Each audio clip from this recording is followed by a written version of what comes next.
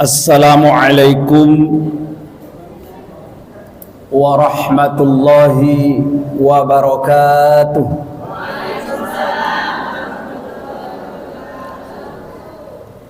Innal hamdalillah wassalatu wassalamu ala Rasulillah wa ala alihi wa sahbihi wa mawalah. La haula wa la quwata illa billah. Amma ba'du. Qala Allah subhanahu wa ta'ala fil Qur'anil Karim. A'udzu billahi minasy syaithanir rajim. Syahrul Ramadhanal ladzi unzila fihil Qur'an. Hudal lin-nasi wa bayyinatin minal huda wal furqan. Faman syahida minkum asyhara falyasum wa man kana maridan aw ala safarin fa'iddatun min ayyamin ukhra ila akhiril ayah. Shadaqallahul azim. Yang kami hormati Bapak Beta Ramadhani MSC, ya, sebagai kepala Kelurahan Lontar, lurah kita yang cukup apa, Bu? Pertama, ganteng, muda. Terus juga kalau kita punya urusan selalu diberi kemudahan. Ya. Yang paling terasa insya Allah di masyarakat RW 7 khususnya, sejak beliau menjadi kepala kelurahan, kita saksikan banyak perubahan-perubahan lingkungan. Minimal banjir agak, ya, nggak berhenti total, tapi terkurangnya. Ini adalah karena itu salah satu kedekatan beliau dengan masyarakat 7. Jadi kalau kita ini lama nggak ketemu rasanya kangen, Pak Lurah. Dan setiap ada kegiatan baik di RW maupun di masjid, beliau senantiasa berkenan untuk hadir. Matur suwun, kita doakan mudah-mudahan beliau senantiasa dalam lindungan Allah, panjang umur, juga Ibu Lurah, banyak rezeki, nanti putra putrinya menjadi putra yang soleh dan solehah. Amin ya rabbal alamin. Berikutnya yang kami hormati pula Bapak Pembina Ketakmiran Masjid Al Muhajirin, Bapak Haji Asinul Khuluq, Sarjana Sosial. Kemudian Bapak Margito, Sarjana Ekonomi, tadi telah memberikan sambutan mewakili Bapak Ketua RW. Sekaligus Ibu RW kita ini hadir. Kalau tidak salah yang punya gawe ya Bu RW. Ya. Alhamdulillah. Ibu-ibu hadirin wal hadirat, tentunya dari seluruh kelurahan yang ada di wilayah Lontar ini, mungkin diwakili berapa orang satu RW-nya sempat hadir pada pagi hari ini. Mudah-mudahan silaturahmi sambil ngaji kita pada siang hari ini akan membawa banyak manfaat, membawa banyak berkah, membawa banyak kebaikan. Paling tidak kita jadikan ajang silaturahmi. Kata Rasul, orang yang senang bersilaturahmi, pertama umurnya akan diperpanjang oleh Allah, rezekinya akan dimudahkan. Amin. Amin. Ya itu loh, Bu. Amin. Ya. Selanjutnya salawat dan salam semoga tetap tercurah kepada baginda Rasulullah sallallahu alaihi wasallam, juga kepada seluruh keluarganya, seluruh sahabat-sahabat beliau, bahkan kepada seluruh umatnya yang senantiasa taat serta berupaya menghidup-hidupkan sunnahnya sampai akhir zaman nanti. Amin ya rabbal alamin. Pada siang hari ini sebelum saya memberi tausiah, saya juga mewakili seluruh pengurus takmir Masjid Al Muhajirin. Tak lupa menyampaikan banyak terima kasih atas kerauan dan kehadiran ibu-ibu semuanya, juga Bapak, terutama Bapak Lurah dan Ibu, bahwa kelihatannya sangat sederhana. Mungkin yang hadir ini tidak sampai 100 orang. Cukup akrab, didukung oleh suasana cuaca yang agak terang. Dan mudah-mudahan sampai selesai nanti tidak terjadi hujan, apalagi banjir, ibu-ibu sekalian. Atas nama pengurus takmir juga menyampaikan Terima kasih kepada terutama Ibu RW, Bapak RW yang telah bersedia bekerja sama dengan pengurus takmir Masjid Al-Muhajirin, terutama di dalam rangka memakmurkan masjid ini. Karena salah satu ciri makmur yang masjid itu banyak kegiatan-kegiatan yang dilakukan oleh umat Islam di dalamnya. Baik umat Islam yang berdomisili di RW 7 ini, termasuk umat Islam dari manapun datanya. Itu kita mempunyai kewajiban untuk bersama-sama memakmurkan masjid Allah. Masjid Allah bukan masjidnya siapa-siapa. Adapun kita ini kebetulan hanya diamanai untuk ngurusin sesaat. Pada saatnya nanti ya bisa gantian, ya Bu ya. Apa saya nggak gentenan Bu ya? Jadi camat lama-lama diganti, lurah diganti, bupati diganti, gubernur diganti, menteri diganti, presiden juga diganti. Kalau nanti tidak siap diganti, nanti Allah yang akan diganti sendiri. Maka kita jangan, kalau apapun jabatan kita, jangan merasa kita ini di sini berkuasa. Kita ini hanya diamanai saja. Dan akan menjadi baik kalau ada kerjasama, ya istilahnya berat sama dipikul, ya lurahnya, RT-nya, RW-nya, ibu pengajarnya. Berat sama dipikul. Berat sama dipikul, kata Roma Irama. Berat sama dipikul, ringan sama dijinjing. Begitu harusnya dalam bekerja. Ya bener ya.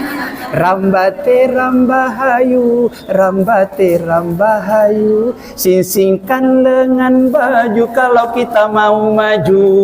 Gitu ya Pak Lurah ya. Nah, ini lagu tapi mengandung nasihat. Bapak-bapak dan ibu-ibu yang dirahmati oleh Allah dan yang kami hormati, sekarang kita masuk kepada tugas yang diberikan kepada saya oleh pembawa acara. Apa Bu? Tausiah nggih. Tausiah itu bisa berarti ceramah, bisa diberi arti pesan, bisa diberi arti wasiat, bisa juga diberi arti nasihat.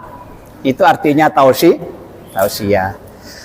Maka tausiah pada pagi hari ini terkait insya Allah bulan suci Ramadan sudah berada di ambang pintu. 2-3 hari 1 minggu lagi ke depan kita akan segera bertemu dengannya. Mudah-mudahan diberi umur ya Bu ya. Ya. Maka pas kiranya kalau pengajian pada pagi hari ini kami beri tema cara menyambut bulan suci Ramadan. Ya. Bu, kalau mau masuk Ramadan itu butuh persiapan nggak? Butuh.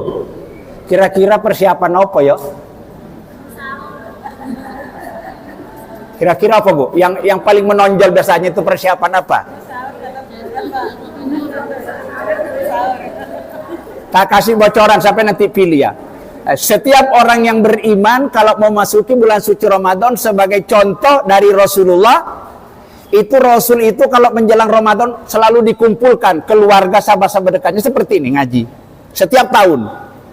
Lalu diberi tausiah, diberi arahan supaya pengetahuannya, ilmunya tentang Ramadan segar kembali.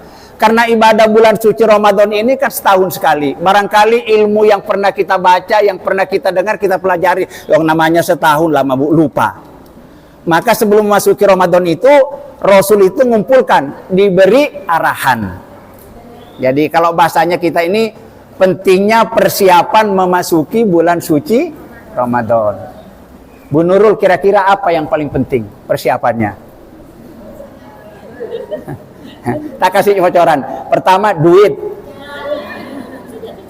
Yang kedua nanti sampai pilih. Yang kedua ilmu. Yang ketiga mental. Yang keempat sarana. Yang kelima kerjasama. Yang keenam tenaga dan fisik. Mana Bu? Ini ada 6 ini. Mana yang paling urgen, yang mana kira-kira? Bukan uang dulu. Hah? Pertama perlu persiapan ilmu. Ya, karena orang beribadah itu harus pakai ilmu. Yang kedua, orang ibadah itu butuh duit juga. Yang keempat, butuh sarana. butuh fisik. Ya, nah kalau kita sakit-sakitan nggak bisa puasa nanti ya. Butuh mental, sikap mental yang buruk-buruk itu perlu disediakan.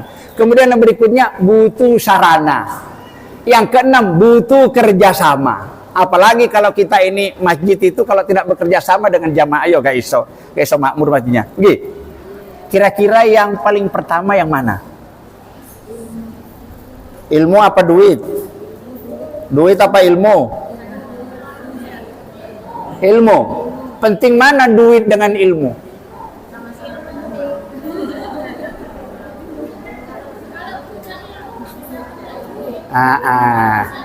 Iya. Kalau ilmunya tinggi biasanya duit datang sendiri gitu ya. Pintar juga Bu Nurul ya. Alhamdulillah. Ya, gitu ya. Ini nanti ya. Terus pertanyaan berikutnya, Bapak Ibu sekalian, kalau bulan Ramadan datang itu mestinya belanja rumah tangga harus turun, pancet apa tambah naik? Gimana Bu? Enggak biasanya kalau kita bulan Ramadan itu belanja rumah tangga ibu-ibu itu, karena ibu yang banyak belanja ibu-ibu, bapak-bapak bukan biasanya. Tambah turun, pancet apa tambah naik? Seharusnya turun. Wong nggak makan ya siang ya, nggak makan nggak minum, seharusnya turun. Tapi faktanya, kenyataannya biasanya tambah naik. Ini yang membuat ibadah puasa kita nggak pas, karena ada yang salah. Ya, pertanyaannya, apakah kalau bulan suci Ramadan itu nafsu makan kita harus terkendali atau malah diperturutkan?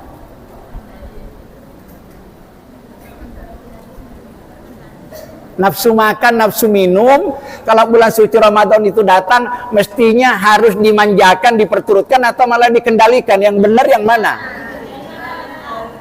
Dikendalikan. Tapi faktanya, wong saya sering ketemu ibu-ibu belanja di pasar menjelang 2 hari masuknya Ramadan. Tak tanya, Bu Nurul belanja apa? Oh iya, sing hafal Bu Nurul.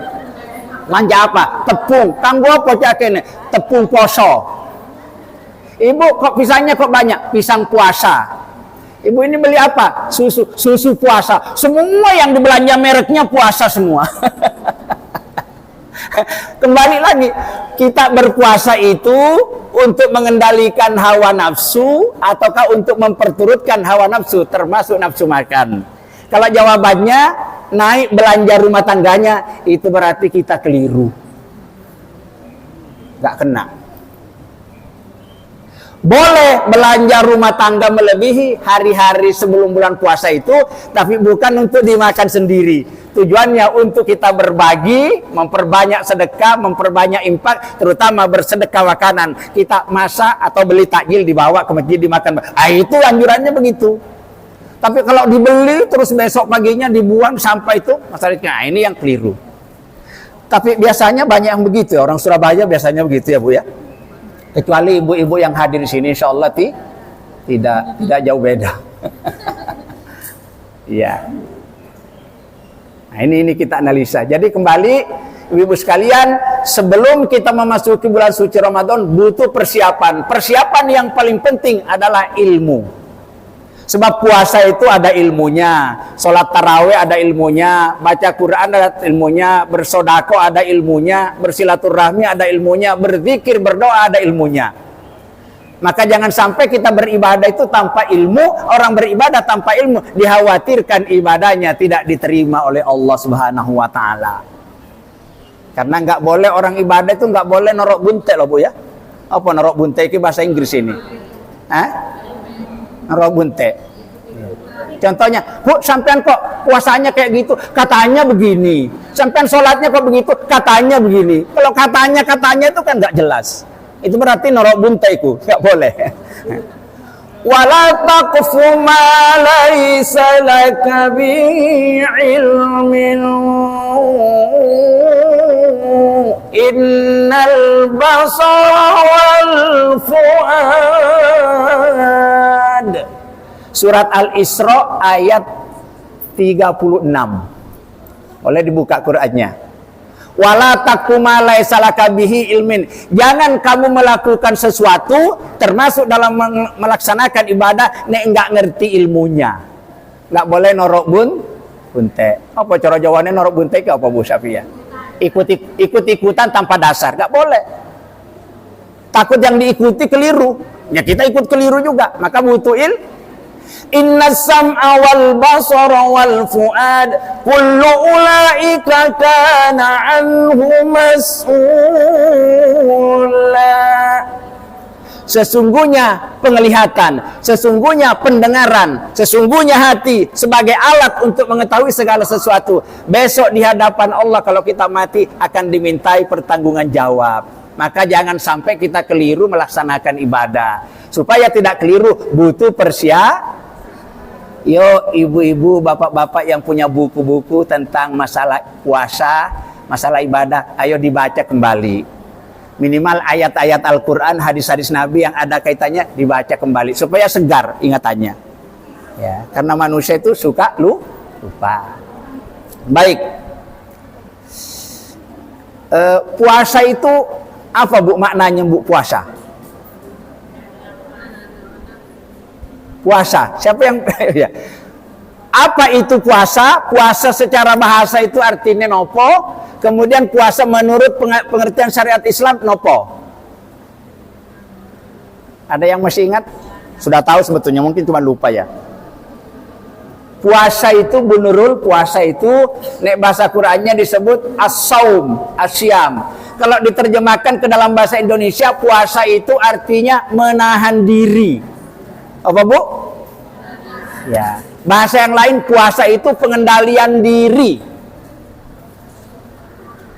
Apanya diri ini yang harus dikendalikan melalui puasa? Apanya? Diri kita ini terdiri dari apa Bu? Diri kita ini terdiri dari apa? Diri kita ini terdiri dari jasmani dan rohani. Apanya yang harus dikendalikan? Dua-duanya. Bu, mata ini kalau tidak dikendalikan bahaya ta?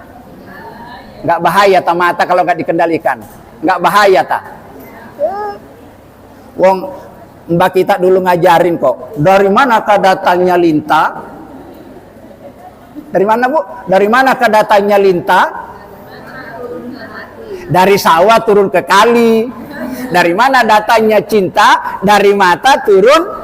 Iya, apa ini? Sumber segala maksiat mata ini. Maka kalau tidak dikendalikan, bahaya.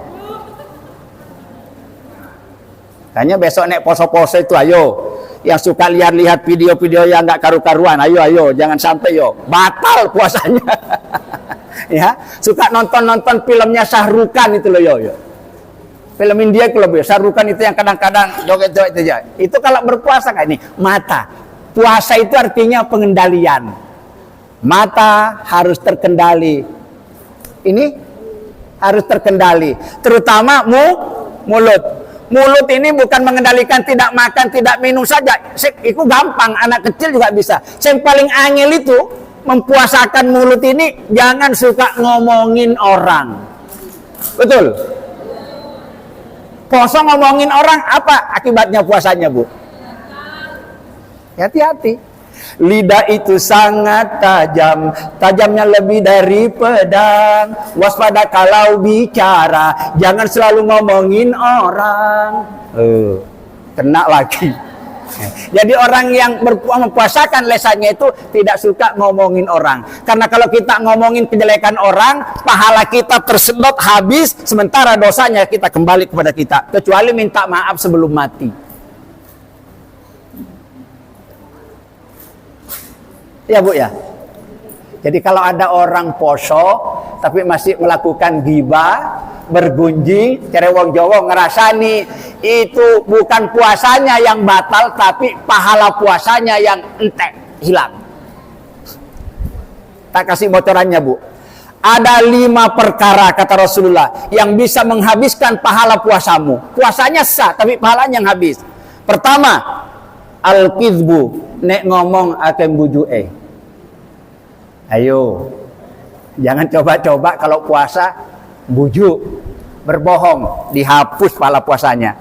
Maka kata Nabi, besok banyak orang berpuasa, tidak ada yang didapat dari pahala puasanya kecuali ngelak bek lapar tok. Loh kenapa kok ngelak bek lapar? Karena dia berpuasa tapi lesannya tidak dipuasakan. Pertama, yang membatalkan pahala puasa berbohong. Yang kedua, al-ghibatu. Wangeliki, al-ghibatu, ghibah. Ghibah itu menceritakan kejelekan orang lain yang seandainya orangnya hadir pasti marah. Nah itu namanya ngerasani. Nek menceritakan kebaikannya kalau marah orang ya. Banyak mana orang suka menceritakan kebaikan orang dalam kehidupan kita ini, atau kita suka mencari-cari kekurangan orang? Bu?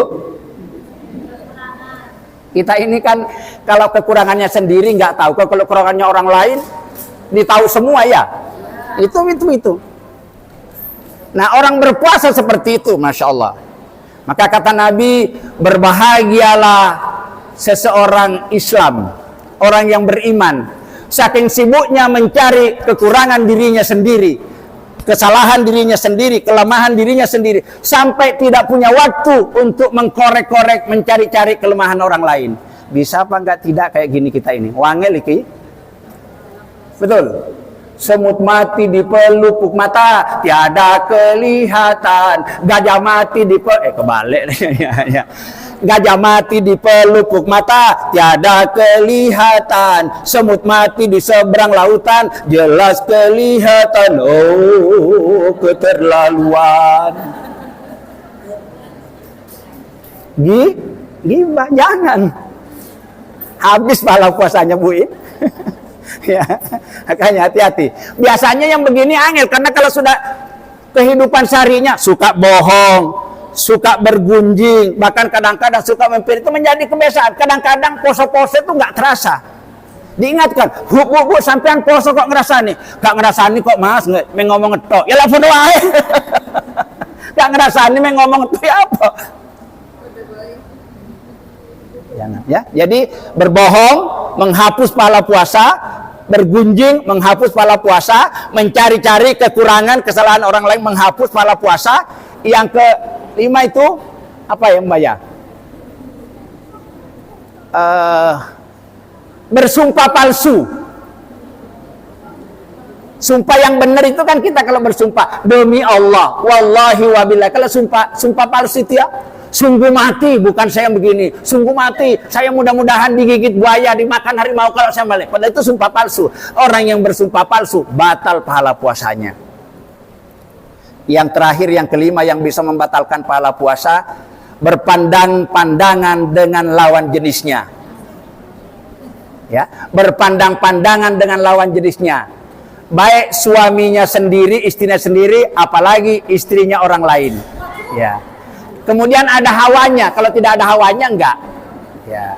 Kalau umpamanya gini bener, pandangan pertama langsung gini. Tapi kalau pandangan pertama, ini batal pahala puasanya. Termasuk melihat video. Apa bu? Video? Lepas tahu bu ya. Nah, berarti bu suka buka ini ya. Jangan, ya bu ya. Jadi puasa itu, ini saya beritakan, hakikat puasa itu ibu sekalian, hakikat puasa kita diperintahkan setiap tahun itu, puasa itu makna paling gampangnya pengendalian diri. Jadi kalau ada orang berpuasa, dirinya tidak terkendali, hawa nafsunya tidak terkendali, fisiknya tidak terkendali, lesannya tidak terkendali. Lalu apa makna puasa yang kita lakukan di hadapan Allah?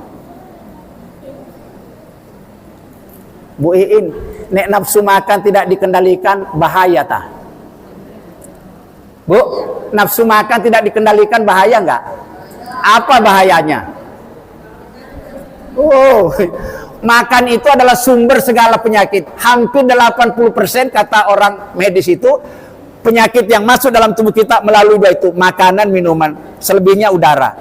Maka penyakit-penyakit yang berat koyok darah tinggi, kolesterol, kencing manis, asam urat, ya, bukan asam urat ya, asam urat, ginjal, jantung, itu sumbernya dari pola makan yang tidak bagus.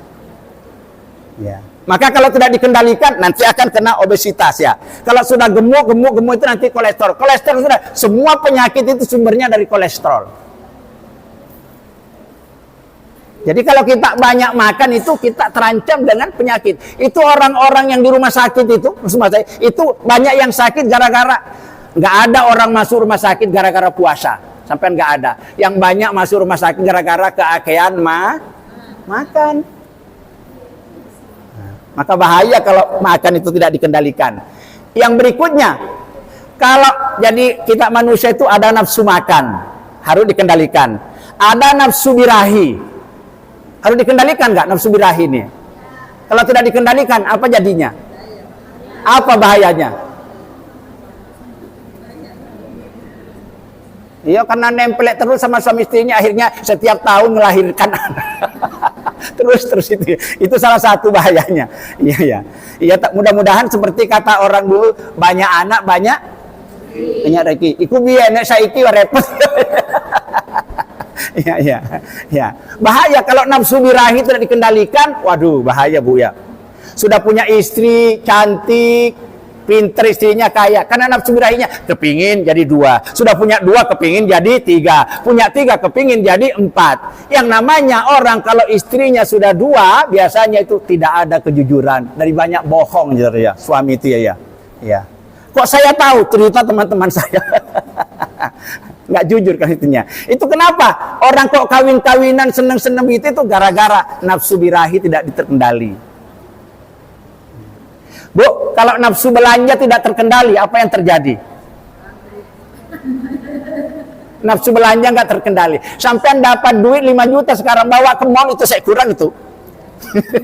Apalagi ibu-ibu yang memang ibu-ibu itu kebanyakan doyan belanja. Ya Bu ya. Ya, coba aja. Entah itu 5 juta entah. Iya, bapak-bapak ya juga Bu ya.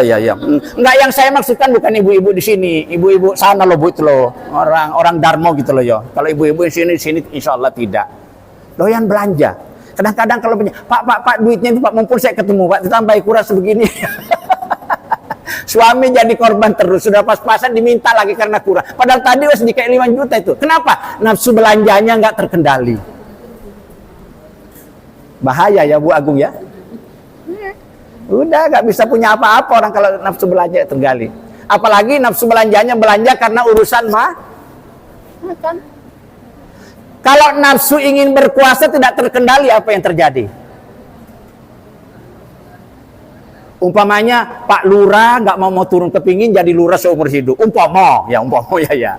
Nah, jadi camat kepingin jadi camat ya seumur hidup. Jadi bupati ingin jadi jadi presiden ya ingin gitu ya. Sudah dibatasi 2 periode, kepingin jadi 3 periode atau diperpanjang dan sebagainya. Umpama begitu itu ya. Apa yang terjadi kalau pejabat itu sudah serahkan jabatan kayak gitu, haus terus ngelatih dengan jabatan. Akibatnya apa? Terjadi pengangguran di mana-mana. Setiap tahun anak sarjana kita banyak tapi nganggur. Kenapa kok nganggur? Gara-gara sing tua itu nggak mau ngalah. Maka bagaimana cara mengendalikannya? Salah satu cara mengendalikannya adalah perintah puasa. Jadi Bapak Ibu sekalian, kalau Allah memerintahkan kita berpuasa, itu suatu bentuk rasa kasih sayang Allah kepada hamba-hambanya yang beriman. Kita di berpuasa itu bentuk kasih sayang Allah kepada. Karena kalau kita tidak berpuasa itu lebih banyak dampak negatifnya orang yang banyak makan dengan banyak puasa. Betul? Banyak mana dampak negatifnya banyak makan dengan banyak puasa? Banyak mana Bu? Iya. Pertama, kalau orang banyak makan itu terancam dengan berbagai macam penyakit-penyakit yang berat tadi ya. Tidak percaya sampai silahkan. Nantilah sakit temennya. Yang kedua, orang yang banyak makan itu biasanya ngantuan, betul? Ya. Berikutnya, orang yang banyak makan biasanya males. Termasuk malas ibadah, malas ngaji. Soalnya wetenge keawatan. Ya. Yang berikutnya, orang yang banyak makan nafsu seksualnya cenderung meninggi. Makanya ingin nempel terus sama suaminya, sama istrinya, kayak perangko gitu loh, nggak jauh, kayak banyak makan. Yang kelima, orang yang banyak makan biasanya kurang mensyukuri nikmat Allah. Makanya kalau punya makanan dibuang, kan nggak mensyukuri, karena selalu perutnya dalam keadaan kenyang. Ternyata orang yang banyak makan itu dampak negatifnya lebih banyak, sementara berpuasa itu ya kata Allah, wa antasumu khairul lakum. Jika kamu ingin menjadi orang-orang yang baik, ingin menjadi orang yang sehat jasmani dan rohani, banyaklah berpuasa. Karena berpuasa itu akan menyehatkan segalanya. Sehat mentalnya, sehat fisiknya, sehat ekonominya, sehat sosialnya. Ternyata berpuasa itu banyak sekali manfaatnya. Tapi asalkan kita berpuasa dengan puasa yang benar. Bagaimana puasa yang benar itu? Ikuti tata tertib, adab-adab, aturan-aturan berpuasa. Ada syarat-syaratnya, ada rukun-rukunnya, ada sunnah-sunnah puasa. Begitupun ibadah-ibadah yang lain kita ikuti semua. Ya Bu ya. Jangan sampai ibu-ibu bulan Ramadan datang nggak tahu mau baca Quran. Ada nggak Bu kira-kira Bu?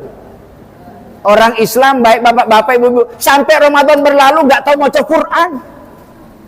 Sampai orang baca Quran itu gampang bener. Nggak bisa surat Yasin ya minimal Al-Ikhlas. Antum 1000 kali Al-Ikhlas satu hari itu, insya Allah pahalanya sama dengan baca khatam Quran. Bagi yang tidak mampu. Tapi kalau mampu jangan sampai bulan Ramadan datang kok nggak baca Quran. Amal kegiatan yang nomor 2 selain ibadah puasa itu dan sholat taraweh adalah memperbanyak baca Al-Quran. Kalau bisa Bu Nurul sampai khatam 7 kali. Iso ya Bu ya? Iso Bu ya? Bisa kalau diniati. Ini enggak iso karena dia terlalu sibuk, misalnya minimal satu hari Yasin 10 kali. Enggak bisa juga ya surat Al-Ikhlas 1000 kali. Jangan sampai tidak baca Quran. Kalau nanti kita membaca Al-Quran, kata Nabi, besok pahala yang paling berat di sisi Allah Subhanahu wa taala pahalanya orang membaca Quran. Apa mana nek diwaca lapatnya, sesekali dilirik maknanya, dipahami artinya, itu akan menjadi luar biasa. Dan insya Allah kegiatan ini mari kita berniat akan kita mulai dengan bulan suci Ramadan. Bulan suci Ramadan itu adalah bulan perubahan. Bulan suci Ramadan adalah bulan perubahan. Berubah kemana? Berubah dari sifat-sifat yang tidak baik, berubah dari sifat-sifat yang jelek, kita menuju kepada yang lebih baik dan lebih sempurna. Yang terakhir Bu ya. Hakikat ibadah, apa hakikat bulan Ramadan ini sebetulnya? Kalau ada orang bertanya, kenapa orang-orang beriman kok selalu merindukan bulan suci Ramadan? Kenapa Bu RW? Kenapa orang-orang beriman itu kok bulan Ramadan itu dikagumi, selalu rindu, selalu ingin ketemu? Kenapa? Karena bulan suci Ramadan itu bulan istimewa. Kata Nabi, syahrun azimun, bulan yang agung, bulan yang istimewa, bulan yang penuh berkah. Apa keberkahan bulan suci Ramadan dan kebaikan? Bulan suci Ramadan itu bulan dilipat gandakannya pahala bagi orang-orang beriman yang beribadah. Ya, dilipat gandakan. Umatnya Nabi Muhammad, Bu, saya dengan sampean ini paling banter umur kita ini antara 50-60 tahun. Nggih, kalau ada 70 tahun itu sudah hebat itu ya. Antara 50-60 tahun. Usia Nabi, karena usianya Nabi sendiri 60 tahun. Sementara umatnya, umat-umat terdahulu ada yang sampai 400 tahun, 600 tahun, itu panjang-panjang umurnya. Jadi karena umurnya panjang, maka beribadahnya itu banyak juga. Umatnya Nabi Muhammad umurnya sedikit. Jadi dibanding dengan dosa dan amalnya lebih banyak dosanya.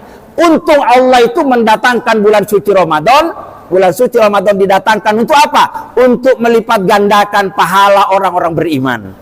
Kata Nabi, orang yang mengerjakan sholat sunnah waktu bulan Ramadan atau ibadah-ibadah sunnah, sedekah misalnya, itu nilainya seperti ibadah fardu di luar bulan suci Ramadan. Orang yang melaksanakan ibadah fardu, nilainya dilipat gandakan menjadi 70 kali lipat. Apalagi nanti malam-malam 10 terakhir yang namanya Lailatul Qadar itu beramal satu malam Bu Nurul. Ya. Bu Nurul bersedekah 100.000 rupiah di malam Lailatul Qadar. Itu nilainya lebih besar daripada 100.000 rupiah dilakukan sepanjang 83 tahun. Padahal belum tentu umur kita sampai 83 tahun. Tapi bulan Ramadan itu tempatnya kalau kita beramal dilipat gandakan pahalanya. Baik amal ibadah harta, koyok sedekah, infak, takjil itu, maupun ibadah-ibadah fisik seperti baca Quran, berzikir, berdoa, salat, lipat gandakan pahalanya. Yang kedua, hakikat bulan suci Ramadan adalah bulan penggelontoran dosa-dosa dan kesalahan yang kita lakukan sepanjang umur kita. Betul Bu ya? Kalau saya tanya, Ibu-ibu di sini yang hadir, ada nggak yang tidak punya salah dan dosa? Ada yang berani angkat tangan? Kalau sampai tanya, Nek Pak Haji, oh saya paling banyak dosanya. Sadar nggak kita ini Bu ya, bahwa kita ini manusia banyak banyak dosa kita ini. Tapi bukan orang yang baik yang tidak punya salah dan dosa, karena tidak ada manusia yang tidak punya salah dan dosa. Siapa orang yang baik? Orang yang baik itu yang menyadari banyak salahnya, banyak dosanya, kemudian mau membersihkan diri dan kesalahannya. Kapan tempatnya yang paling pas dan paling baik? Bulan suci Ramadan, untuk tempat mensucikan diri kita ini, pikiran kita, hati kita dari segala noda-noda dan dosa-dosa kesalahan. Asalkan kita beribadah dengan sempurna, sholat tarawih sempurna, baca Quran sempurna, ya, jangan bolong-bolong loh Bu. Koyok tonggoki kunek sholat tarawih yang pengen telu saulan. Malam pertama datang, malam ketiga pertengahan datang lagi, terakhir datang lagi. Tak tanya, Bu sampean sholat tarawihnya kok itu? Lihat bodoh, aku nek koyok Pak Haji gak kuat saulan, aku kerja siang. Aku lewat tol aja, maksudnya lewat tol ya, cukup 3 kali datang 1 bulan. Sama-sama saulan katanya. Ini namanya ngarang kalau kayak gini gitu. Jangan kayak gitu, poso hari pertama, pertengahan poso mana hari terakhir. Itu kalau seperti itu ibadahnya insya Allah tidak diterima oleh Allah. Kenapa tidak diterima? Tidak sesuai dengan apa yang diperintahkan dan dicontohkan oleh Rasulullah. Jadi sekali ibadah sempurna ya Bu ya. Ya telat-telat sedikit gak apa-apa Bu Nurul ya. Tapi jangan bolong. Nanti kalau bolong tidak bisa mengcover dosa-dosa dan kesalahannya. Itu. Jadi bulan suci Ramadan ini pertama bulan pelipat gandaan pahala kalau kita beribadah dengan baik. Yang kedua bulan penggelontoran segala dosa-dosa. Yang ketiga bulan suci Ramadan bulan untuk berlatih menjadi orang baik. Betul ya Bu ini ya? Karena kalau kita bulan suci Ramadan, mulut harus ditahan, lesan nggak boleh ngomong, kuping harus ditahan, mata harus ditahan, kaki harus ditahan, harus ditahan. Kalau semuanya lahir batin sudah terbiasa terkendali, berarti kita tidak memberikan lagi kepada setan-setan yang durjana itu untuk selalu menggoda dan menggelincirkan kita. Dan insya Allah kita dilatih selama 1 bulan lamanya. Cukup mungkin apa yang bisa kami sampaikan. Bagi waktunya karena saya ada jadwal ngajar juga hari ini.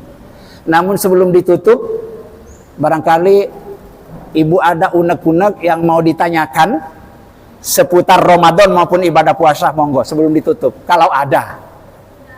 Nggak ada. Kalau nggak ada saya yang tanya sampai nanti. Ada Bu? Ada? Nggak ada, cukup ya? Ya, jadi tak kasih PR kalau begitu menurutnya.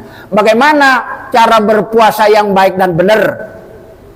Ya, itu satu. Terus bagaimana cara memanfaatkan momentum bulan suci Ramadan ini agar dosa-dosa dan pahala, dosa-dosa semuanya tergelontor suci bersih dan pahala dilipat gandakan.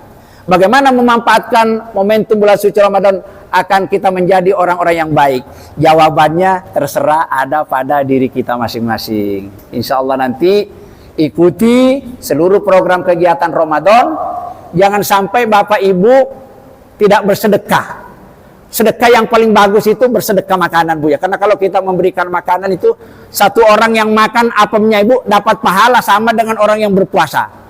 Coba bayangkan kalau sampean bawa apem, 1 piring isinya 12 orang yang makan, sampean akan mendapatkan pahala puasa sebanyak 12 orang itu. Maka jangan sampai tidak bersedekah, terutama bersama makanan. Ibu-ibu kurang berapa hari nih masuknya Ramadan? Coba hitung sekarang. Nanti sudah nisfu Sa'ban nanti malam ini. Monggo nanti adakan ibadah apa nanti, minal ngaji, baca Yasin, nisfu Sa'ban, salat syukur itu. Jangan dilewatkan, bulan yang baik. Ya, berarti kurang 14 hari lagi kita akan bersuah dan bertemu dengan bulan suci Ramadan. Mudah-mudahan Bapak Ibu sehat semuanya. Amin. Ibu kira-kira yakin nggak kalau bulan Ramadan tahun depan masih akan hidup lagi? Yakin? Saya tidak yakin terhadap saya. Kalau kita tidak yakin bahwa bulan Ramadan tahun 2006 nanti masih kita akan hidup, maka mari senyampang atau momentum bulan suci Ramadan masih bertemu kita. Yuk kita pul-pulan dalam beribadah, mempersiapkan bekal sangu untuk pulang ke negeri akhirat. Terima kasih atas kebersamaan dan perhatian Bapak Ibu semuanya, terutama kepada Bapak Lurah, Pak Rahmat ya. sudah bisa menemani kita sampai berakhirnya ini. Tadi ada pesan Bu dari ibu-ibu, katanya nanti kepingin foto-foto. Iya ya. Mudah-mudahan apa yang kita kaji pada siang hari ini, saya tadi beri judul bekal persiapan memasuki bulan suci Ramadan. Ya Bu ya.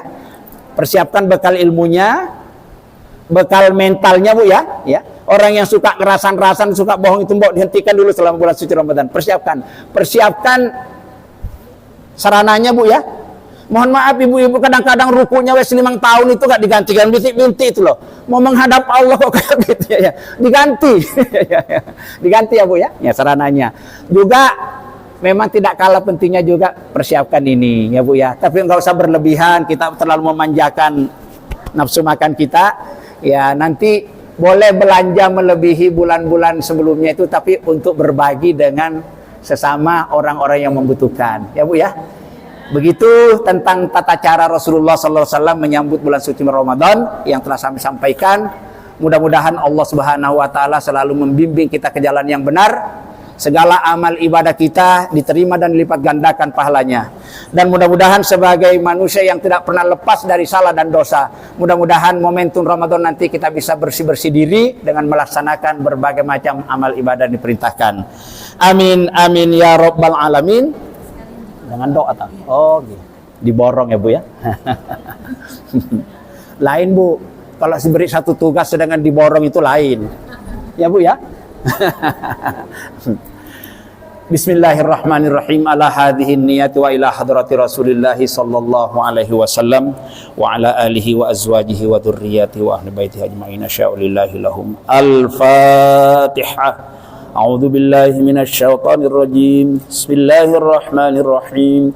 Alhamdulillahi rabbil alamin arrahmanir rahim maliki yaumiddin. Iyyaka na'budu wa iyyaka nasta'in. Ihdinas siratal mustaqim. Siratal ladzina an'amta 'alaihim ghairil maghdubi 'alaihim waladdallin.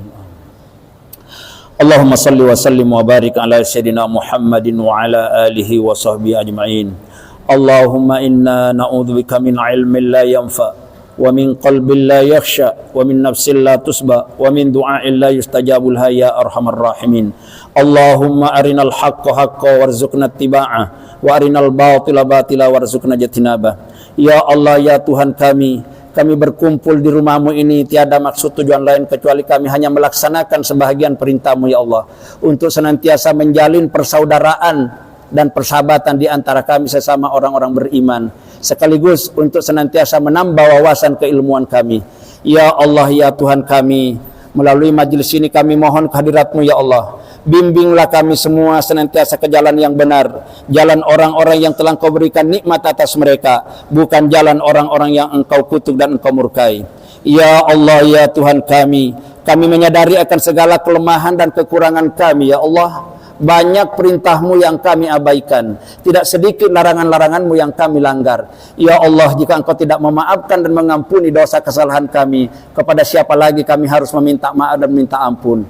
Ya Allah, ampuni dosa kami ya Allah. Ampuni dosa kedua orang tua kami ya Allah. Ampuni dosa bapak ibu guru yang pernah mendidik kami ya Allah. Ampuni dosa para pemimpin kami. Ampuni dosa para pejuang-pejuang yang telah membela negeri kami sampai mencapai kemerdekaan seperti yang kami rasakan saat ini. Ya Allah ya Tuhan kami menyadari akan segala kelemahan kami ya Allah. Kami ini hamba-Mu yang bodoh ya Allah, jika Engkau tidak memberikan ilmu dan keterampilan kepada kami. Kami ini hamba-hamba-Mu yang hina ya Allah, jika Engkau tidak memberikan kemuliaan dan kehormatan kepada kami. Kami ini hamba-hamba-Mu yang miskin ya Allah, jika Engkau tidak memberikan harta kekayaan kami kepada kami. Kami ini hamba-hamba-Mu yang banyak melanggar, banyak salah. Sekali lagi ya Allah, jika Engkau tidak mengampuni dan memaafkan kami, tentu kami termasuk hamba-hamba-Mu yang celaka dan merugi. Rabbana amanna bima anzalta wattaba'na ar-rasula faktubna ma'asy syahidin. Rabbana atina fid dunya hasanah fil akhirati hasanah wa qina adzabannar. Walhamdulillahi rabbil alamin. Wal 'afwu minkum. Tsumma assalamu alaikum warahmatullahi wabarakatuh.